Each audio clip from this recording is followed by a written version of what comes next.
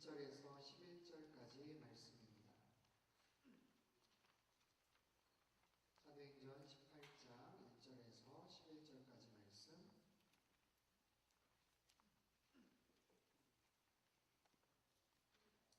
한 절씩 교독하겠습니다. 제가 먼저 1절 읽도록 하겠습니다. 2일 후에 바울은 아테네를 떠나 고린도로 갔습니다. 그곳에서 그는 아볼라라는 유대 사람을 만났습니다. 그는 본도에서 출세한 사람인데 유대 사람들은 모두 로마를 떠나라는 글라우디오 황제의 칙령 때문에 얼마 전 자기 아내 브리스길라와 함께 이탈리아에서 내려온 것입니다. 바울은 그들을 찾아가 그들과 함께 일하며 지냈습니다. 바울도 그들과 마찬가지로 천막 만드는 일을 했기 때문입니다. 안식일이면 그는 회당에서 토론하며 유대 사람들과 그리스 사람들을 설득하고자 했습니다. 실라와 디모데가 마케도니아에서 오자 바울은 말씀 전하는 데만 전념해 예수가 그리스도심을 유대 사람들에게 증언했습니다. 그러나 유대 사람들은 바울에게 자기 옷에 먼지를 떨며 단호하게 그들에게 말했습니다. 여러분이 멸망해도 그것은 여러분들의 책임입니다. 나는 이제 책임이 없습니다. 이제 나는 이방 사람들에게 가겠습니다. 그러고 나서 바울은 회당을 떠나 디도 유스도라는 사람이 집으로 갔습니다. 그는 하나님을 경외하는 이방 사람인데 그의 집은 회당 바로 옆에 있었습니다. 회당장 그리스도와 그 온 집안이 주를 믿게 됐고 바울의 말을 들은 다른 많은 고린도 사람들도 믿고 세례를 받았습니다. 어느 날 밤 주께서 환상 가운데 바울에게 말씀하셨습니다. 두려워 마라. 잠잠하지 말고 말하여라. 내가 너와 함께 있으니 아무도 너를 해치지 못할 것이다. 이 도시에는 내 백성이 많다. 같이 읽죠? 그래서 바울은 그곳에 1년 반 동안 머물면서 그들에게 하나님의 말씀을 가르쳤습니다. 아멘. 기도하겠습니다. 귀하신 주님, 12월 첫날 주님 앞에 예배드립니다. 주님께서 선물처럼 또 축복처럼 주셨던 2013년도 이제 딱 한 달 남았습니다. 한 달 동안 무엇을 해야 될지 가르쳐 주시고 주님의 지혜를 얻기를 원합니다. 잘 한 해를 결산하게 하시고 주님 앞에 그렇게 응답하며 감사드리는 저희의 삶이 되어지기를 원합니다. 오늘 말씀을 통해서 우리에게 새로운 깨달음을 주시고 이 말씀 따라 순종하며 복종하며 그렇게 반응하며 살아가는 하나님의 거룩한 백성들 되게 도와주옵소서. 예수님의 이름으로 기도합니다. 아멘.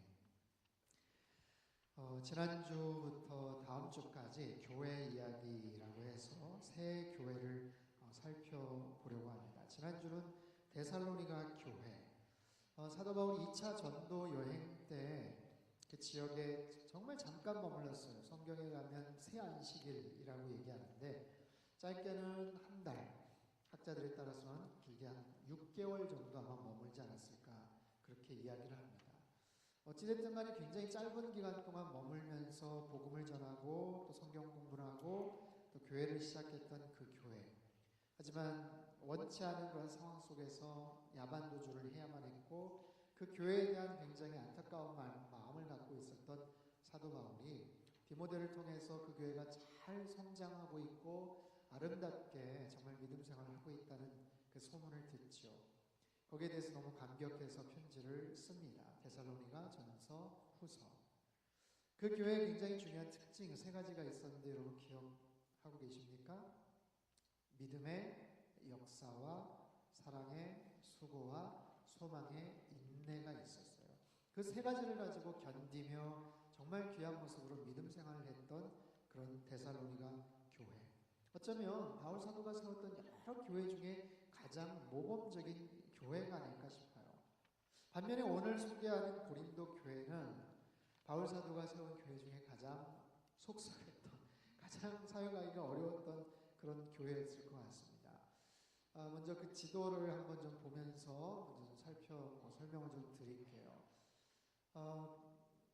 빌립보라는 데를 한번 찾아보시죠. 가운데 저 위쪽에 보면 빌립보가 있죠. 거기에서 복음을 전했고 귀신 들린 여종 쫓아냈다가 감옥에 갇히고 거기서 빠져나와서 데살로니가 지난주에 우리가 같이 살펴봤죠. 데살로니가에서 복음을 전하고 거기에서 야반도주를 할 수밖에 없어서 여기에는 안 나와 있지만 베레아라는 곳으로 갑니다. 거기에서도 잘 이렇게 복음을 전했는데 데살로니가에 있었던 그 아무튼 열정적인 굉장히 극렬한 유대주의자들이 거기까지 쫓아와서 막 방해를 하고 핍박을 하는 거예요.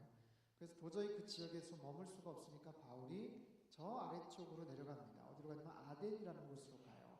아덴 찾으셨나요? 아덴이 오늘날 아테네죠. 아테네 그리스 수도 파르테논 신전이 있는 정말 신화의 어떻게 보면은 그런 도시라고 말할 수 있죠. 아테네 거기서 잠깐 또 머물고 그리고 고린도로 갑니다. 고린도라는 지역 그 당시 한 25만에 30만 정도 살고 있던 굉장히 큰 상업도시고요. 그 밑에 겐그레아라는 항구가 있었고 여기엔 표시가 안 돼 있지만 레기온이라는 또 항구가 아덴 바로 옆에 또 있었어요. 그래서 지형을 잘 보십시오. 저 지역이 저 아래쪽으로 가면은 아프리카거든요. 위쪽은 이제 유럽이고 또 동쪽은 아시아죠. 그러니까 모든 문물이 그곳으로 많이 모여요. 여러 가지 상업, 또 문화, 또 종교, 온갖 그런 부분들이 다 그곳에 집약되고 거기에서 뭔가 장사가 되고 사업이 이루어지는 굉장히 그렇게 어떻게 보면 번화한 그런 도시입니다. 그래서 저 지역 그 그림을 머릿속에 좀 기억하시고 설교를 들으시면 좋을 것 같아요. 자, 이 고린도 지역은요, 말씀드린 것처럼 경제적으로 상당히 풍요로웠던 그런 도시이기도 합니다. 그리고 이 혼합 종교의 중심지예요. 아테네가 벌써 그리스 신화의 어떻게 보면 센터 아닙니까? 그리고 바로 아래쪽에 아프리카에서 온갖 정말 무속 신앙들이 막 올라오기도 하고 아시아 지역에 있는 여러 신들이 또 건너오기도 하는 바로 그런 지역이에요. 각종 신비스러운 종교의식이 번창했죠. 그 사람들이 건너오면서 거기에 이주해 살면서 자기네들만의 어떤 이교도적인 그런 모습들을 행했죠. 그리고 그 당시에 2만 명 정도를 수용할 수 있는 엄청난 경기장, 연극장이 있었다라고 얘기를 합니다. 그 당시에 운동 경기들을 많이 했잖아요. 그래서 그리스, 또 로마, 동양 사람들까지 참석하는 굉장히 큰 스포츠 대회가 있었대요.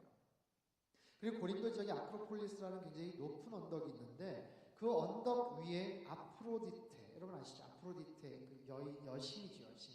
그 여신을 숭상하는 엄청나게 큰 신전이 있어요. 근데 자그마치 그 신전 안에 1000명이 넘는 성전 창기들, 매춘부들이 거기에서 거하면서 온갖 음란한 짓을 하는 바로 그런 지역이에요. 그래서 도덕적인 그 타락상을 아예 헬라어 원문에 의하면 영어도 마찬가지지만 코린티아즈마이라는 그런 뜻이 아예 대명사처럼 고린도 사람처럼 행하다, 고린도처럼 행하다.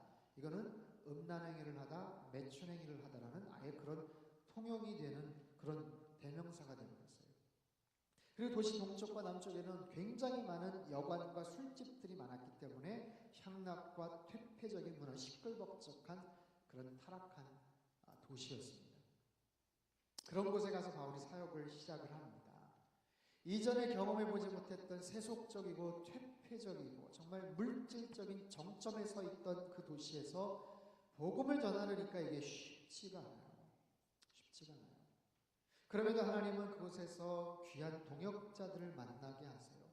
오늘 본문에도 소개가 되지만 브리스길라, 아굴라 부부를 만납니다. 이 사람들은 원래 장막 만드는 그런 직업을 갖고 있었는데 바울 사도와 같이 그 일을 하면서 아마 고린도 교회가 처음 그 집에서 시작하지 않았나 싶어요. 신약 성경 안에 한 6번 정도 그 이름이 소개가 되는데 평생을 바울 사도를 위해서 헌신했다. 사도 바울을 위해서 또 주님을 위해서 목숨이라도 내놓을 정도로 헌신된 고린도 지역에서는 고린도 교회를 시작을 했고 바울과 같이 에베소로 떠나서는 에베소 지역에서도 가정교회를 시작했던 바로 그런 부부입니다. 그렇게 교회를 시작하고 복음을 전하고 안식일이면 회당에 가서 유대인들에게 예수가 메시아다라는 메시지를 전해요. 여지없이 사람들에게 핍박을 받고 조롱을 당하죠. 어느 곳에서나 그러지 않았습니까? 참 힘든 그런 여정 속에서 복음을 전하고 어떻게 보면 좀 익숙해질 법도 했지만 사도 바울이 그 척박한 도시 환경 그리고 극렬하게 반대하고 방해하는 사람들로 인해서 어느 순간 굉장히 낙담을 했던 것 같아요. 아주 낙심을 합니다. 용기를 잃습니다. 그런 바울을 향해서 주님께서 이렇게 위로하시죠. 우리 9절부터 11절까지 말씀, 오늘 본문 9절부터 11절까지 말씀을 같이 한번 읽겠습니다. 시작. 어느 날 밤 주께서 환상 가운데 바울에게 말씀하셨습니다. 두려워 마라. 잠잠하지 말고 말하여라. 내가 너와 함께 있으니 아무도 너를 해치지 못할 것이다. 이 도시에는 내 백성이 많다. 그래서 바울은 그곳에 1년 반 동안 머물면서 그들에게 하나님의 말씀을 가르쳤습니다. 1년 6개월 동안 그곳에서 복음을 전하며 목회를 하고 교회를 세웁니다. 고린도 교회는 여러 가지 문제가 있었던 교회예요. 세상에 문제없는 교회가 어디 있겠어요? 완벽한 교회는 없습니다. 하지만 유독 고린도 교회, 그 지역 특성상도 그랬지만 참 많은 어려움과 문제가 있었는데 가장 근본적인 이유는 그 교회가 어느 정도 쌓이셨는지 모르지만 여러 분파로 나뉘어져 있었다라는 거예요. 그 주된 이유는 사도 바울과 또 다른 목회자와의 어떤 비교에서 시작을 합니다. 바울이 떠나고 나서 아볼로라는 두 번째 목회자가 그곳에 목회를 시작을 해요. 바울은 우리가 잘 아는 것처럼 뜨거운 성령 체험을 했던 사람이고 아주 신비한 기적과 이적을 행할 수 있는 그런 사람이에요. 그런데 어떤 역사적인 자료들을 통해서 보면 바울 사도는 이렇게 외모가 별로 이렇게 수려하진 않았던 것 같아요. 키도 좀 작고 머리도 확 벗겨지고 코도 매부리 크고 눈도 약간 사팔기가 있고 다리도 약간 좀 휘어져 있고 말도 그렇게 잘 못했던 것 같아요. 굉장히 글은 필력은 좋은데 말에는 굉장히 좀 어려움이 있었고 무엇보다도 바울에게는 결정적으로 육체적인 가시가 있었어요. 그걸 여러 가지로 얘기하지만 아마 간질에 걸리지 않았을까 그렇게 얘기를 해요. 그래서 바울 사도와 관계가 안 좋은 사람들 그 부분을 가지고 시험에 걸리고 자꾸만 손가락질하고 조롱을 하는 거예요. 뭔가 문제가 있어서 저러는 거 아니냐. 그리고 바울 사도가 굉장히 강직하고 정말 좀 강한 성격이잖아요. 그러다 보니까 거기에서 어떤 마찰들이 있었던 것 같아요. 그렇게 바울 사도가 떠나고 나서 아볼로라는 새로운 목회자가 왔는데 이분은 알렉산드리아에서 정통으로 수사학과 또 웅변을 공부했던 사람이어서 굉장히 지식적이고 철학적이고 말도 잘하고 아마도 바울보다는 외모도 굉장히 수려했던 것 같죠. 그러다 보니까 바울을 지지했던 사람, 개척교회 처음 일대 목사님을 지지했던 사람들과 또 새로운 목회자를 또 지지하고 좋아하고 따르던 사람들이 그게 파가 좀 나눠졌어요. 그러다가 어느 순간 베드로가 그 지역을 어떻게 지나가다가 아무튼 소식을 접했는지 그 교회 가서 부흥회를 한 차례 뜨겁게 했는지 모르겠지만 베드로가 한 번 또 다녀가니까 새로운 팬들이 또 생깁니다. 야, 역시 예수님의 수석제자 같더라. 예수님과 같이 있었던 그 당시 뭐 갈릴리 해안에 있었던 거, 뭐 나사로 살아난 얘기 막 들으니까 여태까지 바울은 누구며 아볼로는 누구며 완전히 또 이제 베드로에게 또 매료를 당하는 거예요. 그렇게 해서 또 세계 분파가 생기니까 조금 더 신앙이 있고 연륜이 있는 분들은 사람 의지하면 안 된다니까 이 사람들아. 예수님은 바라봐야지 예수님. 그럼 본인만 잘 바라보면 되는데 또 파를 하나 또 만들어요. 그리스도파로 만들어요. 그러다 보니까 바울파, 아볼로파, 게바파, 또 그리스도파. 그래서 서로 비교하고 또 그것 때문에 깎아내리고 부족한 점들을 자꾸만 질타하고 파당을 나누고 거기에 또 같이 연결되어 있는 사람들을 비방하고 트집을 잡습니다. 그러면서 문제가 아주 심각하게 어려워져 가는 거예요. 자기들끼리 수근수근하고 저 사람들이 방언을 하네 못하네 은사를 받았네 못 받았네 삶의 부도덕한 부분들을 막 드러내면서 음행에 대한 문제, 송사에 대한 문제, 결혼에 대한 문제, 시비를 걸고 더 나아가서 바울에 대해서 직접적으로 공격을 하고 바울이 개척해 사역했던 여러 교회 중에 가장 힘들고 아픔을 줬던 바로 그런 교회가 고린도 교회. 성도라고 하면서도 교회 다닌다고 하면서도 그 지역의 타락한 세속적인 가치관이 그대로 들어와서 정말 아무렇지도 않게 그런 부분들을 그냥 고지고대로 행동하고 그렇게 사람들을 조롱하고 힘들게 했던 교회.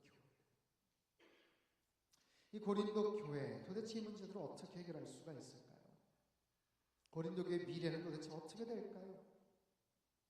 고린도 교회 모습들 사실 고린도전서 어제까지 생명의 삶 우리가 묵상을 해서 여러분 잘 아실 거예요. 이 부분들을 가만히 보면 최근에 어려움을 겪는 한국교회 모습들을 들여다볼 수가 있어요. 한국교회 여러 가지 모습들, 대형교회 여러 가지 담임 목사 세습이나 또 원로 목사, 후임 목사의 갈등이나 재정 사용의 문제나 논문 표절이나 성적인 문제나 서로 간에 갈라서고 지적하고 비판하고 사회적으로 아주 어려움을 겪고 있죠. 이것은 최근에 한국 교회만의 문제가 아니더라고요.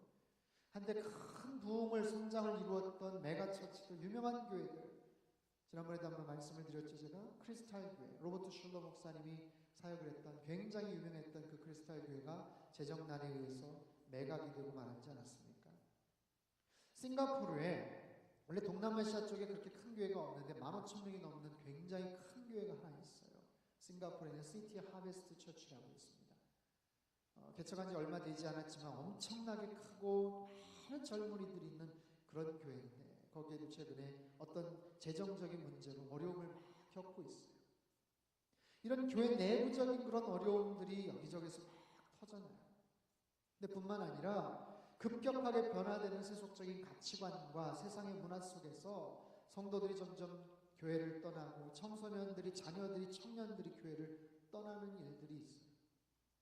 미국에서 나타난 어떤 통계에 의하면 최근에 미주 지역에서 한 주에 한 4만 5천 명 정도가 교회를 떠난다는 통계가 있어요. 한 주에. 그분들이 교회를 떠나서 아마 다른 교회를 또 가는 분들도 물론 있겠지만 그 정도로 지금 카운트가 되고 있다는 거예요. 교회 출석했던 우리 자녀들이 고등학교까지 12학년까지 잘 다니다가 고등학교 졸업하면 그 중에 70%가 교회를 떠나고 있어요. 그 30%만이 대학교를 다니다가 대학교에서 신앙생활 하다가 그 중에서 대학 졸업할 때는 20%가 또 떠난다는 통계가 있어요. 한국 사회도 마찬가지입니다. 크리스찬 비율이 25%네 20%네 그랬지만 최근에 젊은 층들 대학교에서 어떤 교회를 다닌다는 비율은 7% 미만이에요. 고등학교로 들어가면 더 어렵습니다. 4%, 3%예요. 유럽이나 유럽의 스코틀랜드나 영국 이쪽은 지금 말할 것도 없죠. 이런 이야기들을 보면, 이런 뉴스들을 접하면 도대체 교회는 어떻게 될 것인가, 교회의 미래가 어떻게 될 것인가 참으로 염려가 됩니다. 다시 고린도 교회를 예로 한번 들어볼게요.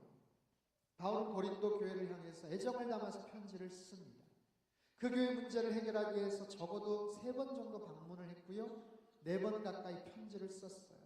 어떻게든지 교회가 하나가 되기를, 그 분열과 어려워진 문제들이 해결되기를. 근데 잘 안 되는 거예요. 고린도전서 썼는데 잘 안 돼요. 후서 맨 마지막에 바울 사도가 간절한 소망을 담아서 그 교회가 정말로 잘 되기를, 회복되기를, 연합되기를 바라는 마음에서 고린도서 썼는데 맨 마지막 절에 우리가 오늘 주목해야 될 그런 말씀이 나옵니다. 고린도후서 13장 13절 말씀. 고린도후서 13장 13절 같이 한번 읽어보겠습니다. 시작. 주 예수 그리스도의 은혜와 하나님의 사랑과 성령의 교통하심이 여러분 모두와 함께 하시기를 빕니다. 여러분 고린도전서 13장 13절이 뭔지 아시죠? 고린도전서 아세요? 믿음과 소망과 사랑, 그 중에 제일은 사랑이라는 게 고린도전서 13장 13절이라면 고린도서 13장 13절도 유명한 구절이에요. 주 예수 그리스도의 은혜와 하나님의 사랑과 성령의 교통하심이 여러분들과 함께 하시기를 빕니다. 여러분 저 말씀은 어디서 많이 좀 들어보신 것 같지 않으세요? 어디서 들어보셨죠? 축도할 때죠. 축도할 때 저 말씀을 근거로 이제 축복 선언을 하는 거예요. 사실 저는 99년도에 목사 안수를 받았어요. 목사 안수를 받고 94년도에 신학교에 가서 공부를 하고 99년도에 이제 안수를 받았는데, 안수를 받으면 이제 호칭이 바뀌죠. 전도사에서 이제 목사로 바뀌어요. 그럼 처음에 그게 그렇게 어색합니다. 전도사님, 전도사님, 아니면 전도사 이렇게 부르다가 목사라고 부르면 막 뭐가 이렇게 막 기어다니는 것 같고 쑥스럽고 창피하고 너무 막 그냥 죄송한 것 같기도 하고 막 그래요. 호칭이 이렇게 아무튼 익숙해지고 그러는데 또 한 가지 변화는 교회에서 이제 축도할 수 있는 권한이 생기는 거예요. 전도사 때는 사실 못하다가 이제 안수를 받고 나면 대부분 교회에서 첫 번째 주, 안수 받고 난 첫 번째 주일 예배 때 안수 이렇게 축도를 시킵니다. 이번에 우리 교회 전도사님이 안수를 받아서 목사님 되셨는데 생애 첫 번째 축도를 하겠습니다. 그러면 이제 평상시에 올라와 보지 않은 그 강당에서 이제 마지막 설교 끝나고 예배 끝날 때 이제 축도를 하는데 그게 그렇게 긴장이 돼요. 그게 사실 그렇게 길지도 않은 문구인데 아주 길면 차라리 보고 하겠는데 적당히 짧으니까 또 보고 하자니 좀 그렇고 외워서 하자니 이거 헷갈리면 어떡하나 막 긴장이 돼요. 예수 그리스도의 은혜, 하나님의 사랑. 예수의 사랑이 아니라 하나님의 은혜가 아니라 그게 또 앞으로 가면 또 안 돼요. 그래서 예수님의 은혜, 하나님의 사랑, 예수님의 은혜, 하나님의 사랑 그걸 막 외우는 거예요. 그 전라도 사투리를 굉장히 심하게 쓰는 전도사님이 축도를 한번 하게 됐어요. 굉장히 긴장이 되고 막 외웠어요. 틀리지 않으려고 막 외워서 딱 올라가서 이제 손을 탁 펼치고 해야 되는데 순간 백지가 된 거예요. 예수 그리스도의 은혜와 하나님의 사랑은 분명히 기억을 하는데 그 앞에 뭔가가 있어요. 뭔가가 뭐지 이제는 아니면 지금은 그래야 되잖아요. 근데 이분이 막 생각하다가 탁 떠오르면서 자기도 모르게 시방은 하면서 이렇게 자기도 모르게 사투리를 한번 썼더라고요.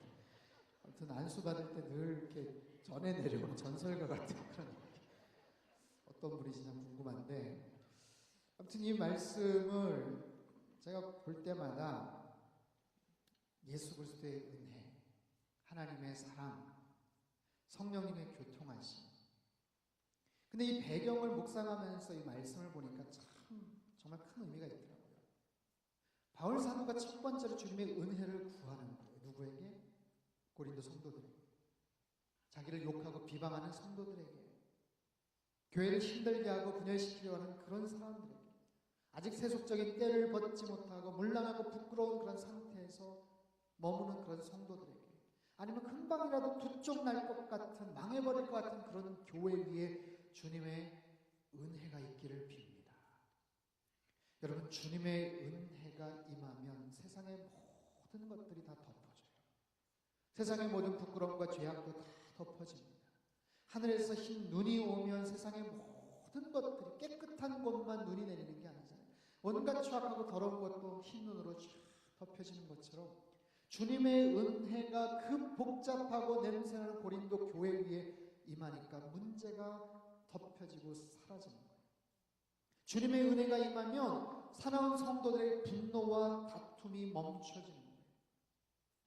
최근에 암수술 크게 하시고 다시 강단에 서신 이재철 목사님이라는 분이 계세요. 100주년 기념교회 참 귀하시고 존경받는 목사님이시죠.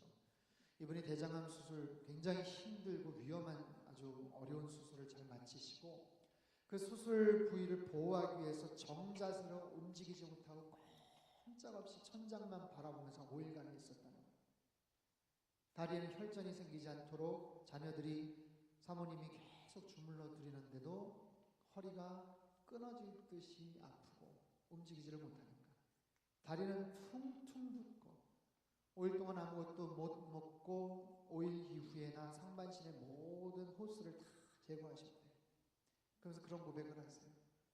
우리가 잠자리에서 원하는 대로 몸을 뒤척일 수 있다는 게 하나님의 은혜인 줄을 여러분 아십니까? 내가 내 힘으로 머리를 감고 세수를 하고 이를 닦을 수 있는 것이 큰 은혜라는 걸 여러분 아십니까? 내가 나의 두 다리로 서 있을 수 있고 내가 원하는 대로 걸어갈 수 있는 것 그게 얼마나 큰 은혜인지 아십니까? 우리가 깨닫지 못했지만 일상에서 얻을 수 있는 엄청난 하나님의 은혜가 많다는 거예요. 예, 그렇습니다. 매 순간순간 하나님이 우리에게 주신 은혜가 있어요. 축복처럼 선물처럼 값없이 누리라고 주신 은혜가 있어요. 오늘 12월 1일입니다. 또 하루의 시간을 하나님이 주셨어요. 그러나 단순한 그런 하루가 아니죠. 의미가 있죠. 올 한 해가 이제 꼭 한 달 남았구나. 2013년도가 꼭 한 달 남았구나. 하지만 여러분 중에 어느 누구도 그 사실에 놀라거나 당황하지 않으세요. 왜요? 내 인생이 올해의 마지막으로 만약에 하나님 앞에 간다면 너무 당황하고 어떻게 보면 놀라겠지만 우리들 중에 누구도 그런 생각하는 분 없죠. 당연히 12월 30일이 되면 그 다음 날은 2014년 1월 1일이 되겠지. 굉장히 우리는 당연하게 생각하지만 사실 하나님이 우리에게 주신 축복이고 선물이에요. 더 살아보라고 더 기회를 주시는 거거든요.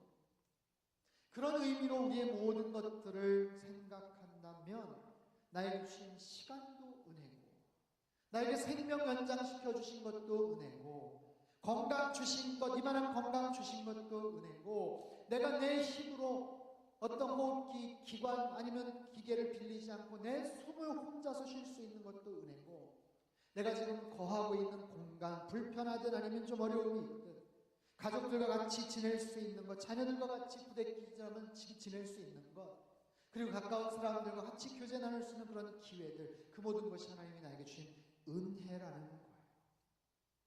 우리 안에 여전히 죄된 성품이 있어요. 연약함이 있어요. 못된 마음들이 있어요. 하지만 그럼에도 불구하고 나에게 값없이 공기처럼 햇살처럼 주신 아버지 하나님의 은혜, 주님의 은혜가 있다는 거예요.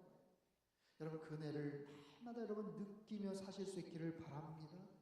나에게 주신 그 은혜, 그 값없이 주신 놀라운 은혜, 그분이 나에게 이런 은혜를 주셨구나, 나를 돌보고 계시구나, 지켜주시는구나, 나를 감싸 안고 계시는구나, 그분의 은혜를 많이 여러분 사모하십시오. 하지만 이미 주신 은혜에 대해서도 깨닫고 감사하실 수 있기를 바랍니다.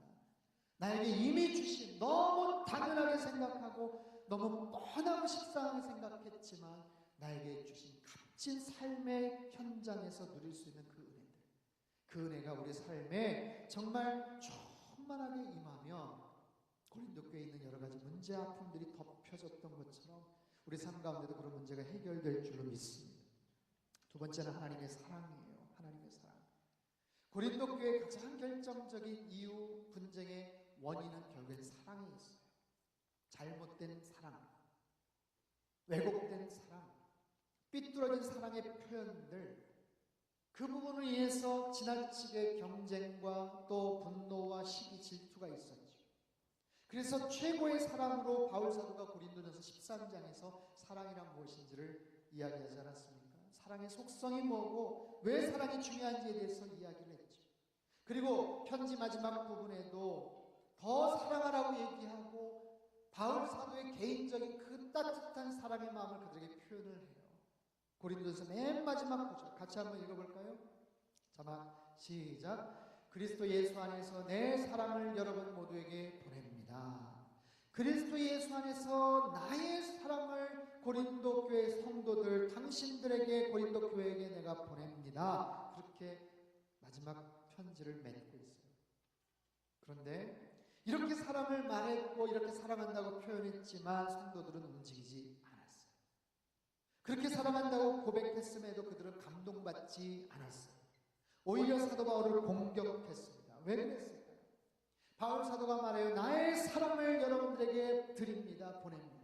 바울 사도가 아무리 훌륭한 사람이고 헌신적인 그런 사역을 했다고 해도 결국에는 인간적인 사랑이에요. 여러분, 가장 힘든 게 뭔지 아세요? 내가 누군가를 사랑하는데 내 사랑, 내 인간적인 사랑으로 사랑하는 거예요. 우리 사랑은 조건적입니다. 제한적입니다. 일시적입니다. 그리고 금방 변합니다. 그 사랑의 굉장히 아름다운 모습들이 금방 변색돼요. 내가 아무리 누군가를 사랑하고 누군가를 용서하려고 해도 누군가를 위해 헌신한다고 하지만 어려움을 겪는 이유는 뭐냐면 내 안에 사랑이 부족해서가 아니에요. 내 사랑으로 사랑하려고 해서가 정답이에요. 내 사랑으로 하려다 보니까 용량이 이건 턱없이 부족한 거예요. 너무 부족한 거예요. 나의 능력, 나의 의지, 나의 사랑. 그것으로 뭔가를 품으려고 하니 이게 들어오지가 않는 거예요. 힘든 거예요. 우리 사랑은 언제나 조건적이고 제한적입니다. 하지만 하늘 아버지의 사랑은 온전하죠. 그래서 고린도후서 마지막 부분에는 바울 사도가 얘기하는 거예요. 내 사랑이 아니라 아버지의 사랑이 여러분에게 임하기를 원합니다. 하나님 아버지의 풍성하고 다함이 없는 그 사랑만이 여러분을 변화시킬 줄 믿습니다. 자신의 연약한 사랑이 아니라 인간적인 조건적인 사랑이 아니라 아버지 하나님의 그 사랑으로 여러분 당신들을 덮어주시기를 빕니다. 여러분, 하나님의 그 사랑, 십자가의 그 충만한 사랑 우리 너무 잘 알아요. 예수님이 어떻게 돌아가셨고 얼마나 나를 사랑하셨는지 너무 잘 알아요. 그런데 정말 안타깝고 답답한 것은 그것을 이성적으로만 아는 거예요. 지식적으로만 아는 거예요. 그것을 마치 이와 같아요. 나이아가라 폭포가, 토론토에 있는 나이아가라 폭포가 엄청나다고 하더라. 저는 안 가봤어요. 가보지를 못했어요. 소문으로만 들었어요. 대단하다면서요. 그래서 소문으로 듣고 누군가 찍은 사진으로 보고 동영상 찍은 거로만 보지만 그게 어떻게 경험했다고 말할 수가 있겠어요. 나이아가라 폭포가 얼마나 웅장하고 대단한지는 아무리 화질이 좋은 사진이나 아무리 기가 막히게 설명하는 누군가의 표현이 중요한 거예요. 내가 직접 현장에 가보는 거예요. 폭풍과 같은 천둥과 같은 굉음 같은 그 소리를 직접 듣고 물방울이 쏟아지고 튀는 곳에서 그 물보라를 맞고 그 배를 타고 그 아래쪽에서 막 그것을 한번 보고 빠져보고 물을 한번 튀어보고 그 쏟아지는 압도되는 그 나이아가라 폭포의 그 엄청난 물줄기에 완전히 제압되는 거예요. 그래야 정말로 내가 그 폭포를 봤다, 경험했다라고 말할 수가 있겠죠. 우리의 삶에도 그 부분의 문제 너무 잘 알아요. 아버지의 사랑, 하늘아버지의 사랑, 십자가의 사랑 너무 잘 알아요. 그러나 머릿속에서만 아는 거예요. 분석적으로만 아는 거예요. 지식적으로만 아는 거예요. 그런 것이 아니라 아버지 하나님의 그 사랑, 나의 이성과 감정을 초월하고 완전히 나를 압도하고 사로잡는 이전에 듣도 보도 못했던 아버지 하나님의 그 놀라운 사랑을 여러분 우리 마음 정말 가슴 벅차게 체험하는 은혜가 있기를 바랍니다. 그 신의 삶 가운데 뼈저리게 사무쳐서 정말 하늘아버지의 그 사랑을 생각하면 다른 어떤 것도 말을 못하는, 말로 표현할 수 없는, 내가 사랑하려고 애를 쓰고 노력을 하고 일을 악물러야 사랑을 하는 게 아니라 완전히 정신이 나가버리는, 어떻게 말이 표현이 안 되는, 따질 가치조차도 없는 그런 모습에서 아버지 하나님의 그 사랑을 느낄 수만 있다면 우리 삶의 모든 문제들은 다 해결될 줄 믿어요. 세 번째, 성령님의 교통하심을 얘기합니다. 여러분, 교회는 성령 공동체, 교회가 부흥하려면 성령님이 움직이셔야 돼요. 성령님이 역사하셔야 돼요. 아무리 경험이 많고 똑똑하고 경륜이 많은 분들이 열심히 자기의 의지와 욕심을 가지고 움직인다고 해도 그럴수록 문제가 생겨요. 그럴수록 어려움이 생겨요. 하지만 성령님께서 움직이면 모든 문제가 다 덮어집니다. 모든 문제가 다 해결이 됩니다. 바울이요, 논리적으로 아무리 그들을 설득시키려고 했지만 안 됐어요. 오히려 문제가 더 커졌어요. 오해가 생겼어요. 그것을 어떻게든지 해결해 보려고 편지를 4번이나 쓰고 방문했지만 안 됐어요. 성령님이 움직이셔야, 교통하셔야, 임재하셔야 문제가 해결이 되더라고요. 여러분, 고린도 교회의 모습은요, 막장 드라마 같은 모습이에요. 예, 기준이 없고 한계가 없어요. 참을 수가 없어요. 제한이 없어요. 무한정 하고 싶은 대로 다 해버리는 그런 문제투성인 교회. 그것을 어떻게든지 해결해 보려고, 여러분, 2000년 기독교 역사상 가장 위대했다는 사도 바울이, 천하의 사도 바울이 최선을 다해서 노력해 손을 대보려고 했지만 안 되는 거예요. 그래서 부탁하는 거예요. 성령님의 교통하심이 여러분에게 있기를 바랍니다. 그 성령님의 역사하심이 그들을 가운데 움직이기 시작했어요. 운행하기 시작했어요. 어디? 그들의 깨어진 관계 속에, 그들의 타락하고 잘못된 문제들 속에, 죄를 지어도 무엇이 죄인지 양심의 가책조차도 몰랐던 그들의 양심 가운데, 그들이 서로 경쟁하고 질투하는 그 마음 속에, 그들이 서운해하고 상처받고 섭섭해하는 마음 속에 성령님이 들어가셔서 운행하시고 역사하시고 교통하시니까 그들의 문제가 해결되기 시작했어요. 여러분, 고린도 교회는 그 이후에 어떻게 되었을까요? 그렇게 속썩이고 분열되었던 교회가 어떻게 되었을까요? 오늘날도 터키 지역이나 신약성경 지역을 가보면 교회들이 많이 있었지만 대부분 다 흔적만 남아있습니다. 요한계시록에 7개 교회가 있죠. 터키, 그쪽에 갑바도기아랑 해가지고 저 다 가봤는데 하나같이 터만 남아있어요. 기둥만 남아있어요. 그래서 사진 찍은 것만 보면 어디가 어디 교회인지 잘 구분도 잘 안 돼요. 한때는 대단한 부흥을 이뤘고 엄청난 칭찬과 격려를 받았던, 많은 열매를 맺었던 그런 교회입니다. 하나같이 터만 남아있어요. 근데 여러분, 놀라운 사실은 고린도 지역에 아직도 이 사도 바울 기념교회가 아직도 존재하고 있다는 사실이에요. 그 교회의 모습은 사라졌지만, 다른 모습으로 남아있지만 아직도 초대교회 일대 바울 목사님을 이어서 지금까지 89대 목회자가 목회를 하고 있어요. 그 사진을 한번 보여드리도록 하겠습니다. 이게 그 고린도 기념교회, 사도 바울 기념교회 문 앞에 있는 하나의 현판 같은 거예요. 대리석에다가 이름을 쫙 새겼어요. 저 왼쪽 끝부분서부터 아래쪽 오른쪽 하단까지 모두 89대 목회자들의 이름이 소개가 됩니다. 88대는 65년부터 2006년까지 사역을 하셨고요. 89대 목회자는 지금 사진이 넘어가서 안 보이는데 2006년부터 2013년 현재까지 지금 사역을 하고 계세요. 그 엄청난 그 역사 속에서 1900년대, 800년대, 700년대, 왼쪽으로 가면 1300년, 1200년, 1000년, 뭐 900년, 800년 그 위로 쭉 거슬러 올라가잖아요. 한번 보여주세요. 첫 번째 아포스톨로스 파울로스, 뭐예요? 바울 사도 바울이라는 거예요. 두 번째, 저게 헬라어인데 아폴로스라고 나와 있어요. 두 번째 이 대목회자가 아볼로예요. 세 번째가 실라, 바울과 신라예요. 네 번째가 누구냐면 소스데네라고 고린도전서 앞부분의 1장에 보면 나오는 그 인물이 바로 네 번째 목회자입니다. 저 고린도 기념교회, 사도 바울 기념교회 1대 목회자 바울, 두 번째 목회자 아볼로, 세 번째 신라, 네 번째 소스데네. 그 이후에 수없이 많은 이름 없는 목회자들이지만 하지만 당대의 자기의 역할들을 최선을 다해서 감당했던 목회자들.